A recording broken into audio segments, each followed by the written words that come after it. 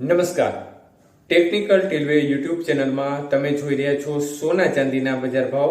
તારીખ 19/9/2024 રોજ સોના ચાંદીના બજાર ભાવ શું રહ્યા આ વિડીયોમાં જોશું. તે પહેલા જે પણ મિત્રો નવા છે તે ચેનલ સબસ્ક્રાઇબ કરી લેજો.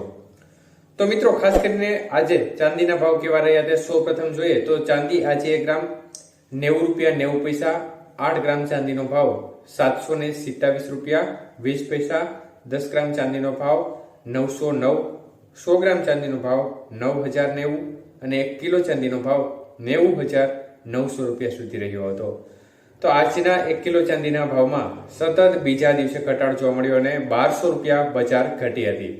જ્યારે વાત કરીએ આજના 22 કે સોનાના ભાવ વિશે તો 1 ગ્રામ સોનાનો ભાવ 6,849 રૂપિયા. 8 ગ્રામનો ભાવ 54,792 રૂપિયા. 10 ગ્રામનો ભાવ 68,490 રૂપિયા અને 100 ગ્રામ સોનાનો ભાવ 6,84,900 રૂપિયા સુધી રહ્યો હતો. તો આજે 22 કે સોનાના 100 ગ્રામના ભાવમાં 1,500 રૂપિયાનો ઘટાડો જોવા મળ્યો હતો. જ્યારે 24 કે સોનાના ભાવ જોઈએ તો 1 ગ્રામ સોનાનો ભાવ 7,472. 8 ગ્રામ સોનાનો ભાવ 59,776.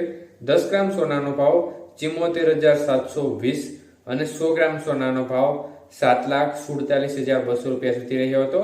તો આજે 24 કે સોનાના 100 ગ્રામના ભાવમાં ફરી એકવાર ઘટાડો થયો હતો અને 1,600 રૂપિયાનો ઘટાડો જોવા મળ્યો હતો. જ્યારે 18 કે સોનાના ભાવ જોઈએ તો 1 ગ્રામનો ભાવ 5,604 રૂપિયા. 8 ગ્રામનો ભાવ 44,832. 10 ગ્રામ સોનાનો ભાવ 56,040 રૂપિયા અને 100 ગ્રામ સોનાનો ભાવ 5,60,400 રૂપિયા સુધી રહ્યો હતો. તો આજે 18 કે સોનાના 100 ગ્રામના ભાવમાં પણ સતત બીજા દિવસે બજાર ઘટી હતી અને 1200 રૂપિયાનો ઘટાડો જોવા મળ્યો છે. તો મિત્રો, સામાન્ય ઘટાડો છેલ્લા 2 દિવસથી જોવા મળી રહ્યો છે. તેનું મુખ્ય કારણ છે કે સોનાની લેવાલી છે તેનું સ્તર છે તેમાં આંશિક રીતે ઘટાડો જોવા મળી રહ્યો છે, જેને પરિણામે છેલ્લા 2 દિવસ દરમિયાન બજારમાં નરમાશનો માહોલ જોવા મળી રહ્યો છે અને અંતે બજાર બંધ થઈ રહી છે એવા સમયે સોનાની બજારમાં ઘટાડા સાથે બંધ થતી જોવા મળી રહી છે. તો મિત્રો, ખાસ કરીને આ જે ઘટાડા તરફી વલણ છે તે ખાસ કોઈ મોટો ઘટાડો હમણાં થાય તે પ્રકારની શક્યતા ઓછી જણાઈ રહી છે, પરંતુ સામાન્ય ઘટાડો થયા રાખે અને વધઘટ સાથે બજાર અપડાઉન થયા રાખે તે પ્રકારની શક્યતાઓ અત્યારે દેખાઈ રહી છે.